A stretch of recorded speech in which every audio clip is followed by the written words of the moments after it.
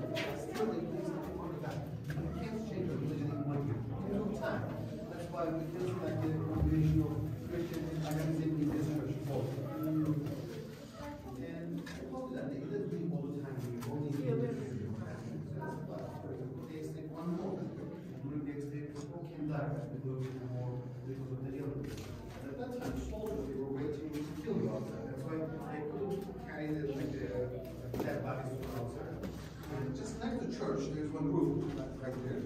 It's a cemetery.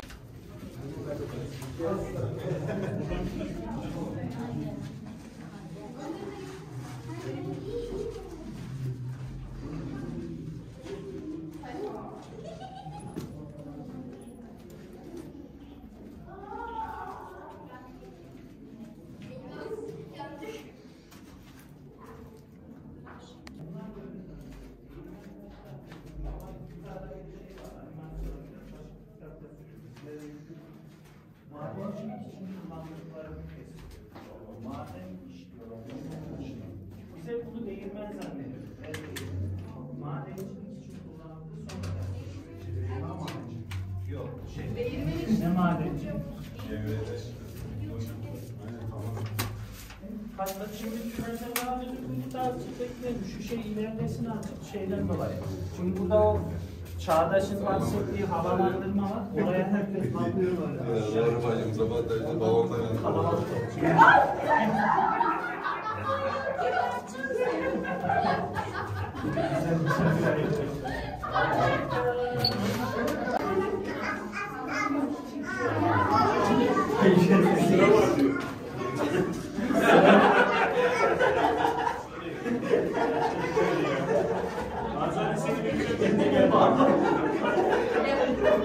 Bozuk biraz daha gelmen lazım. Çekil Eylül, ışıkla oynuyorsun. Adamı zor. Biraz sola, şu tarafa kay. Biraz korumak için yapıyorlar. Roma, Hristiyan siyasi. kabarmaya çalıştım. Burası lise olarak kullanılıyor. Şurada da. Ama harika görünüyor. Çok güzel. Çıkış yok kanka, mecbur gideceğiz. Daha gitsene. Mecbur gideceğiz.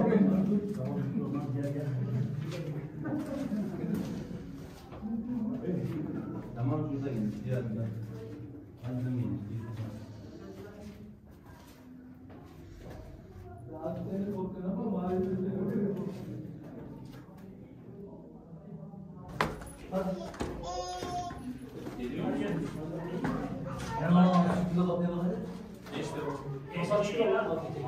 İçeride mi açıyorlar? Hayır. Şimdi bir yere gidiyor.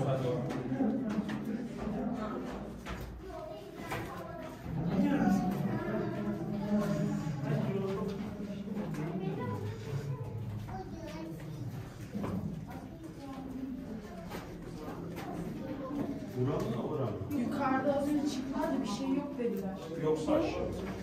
Ama gülerek söylediler. Demek ki gerçekten. Aa, taşa bak. Baba çıkışa doğru sen çıkışsın. Gelin bakayım. Bak. Yanlışları. Bakın kızım.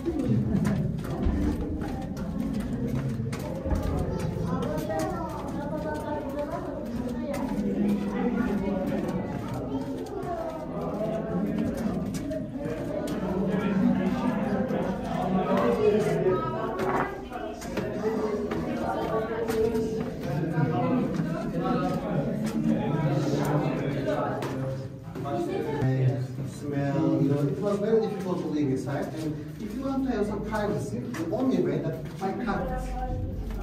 You know, there are carpet and killing. Killing is more tiny ones. People want killing right there, for example. You can have something like that. Still fresh air must go inside. That's why you see that. How does it happen?